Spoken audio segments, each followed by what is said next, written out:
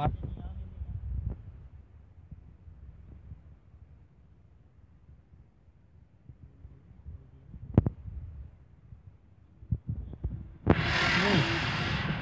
สังเกตเบื้องหน้าเพื่อนจริงจัง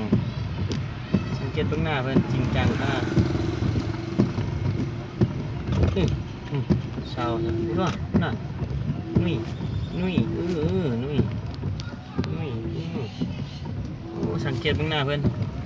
ครับจะทำเลยครับเลยช่างเนี่ยขึ้นรถเราบ่มีอย่างละมันเล่นเต้นนี่แหละเพิ่นน่ะ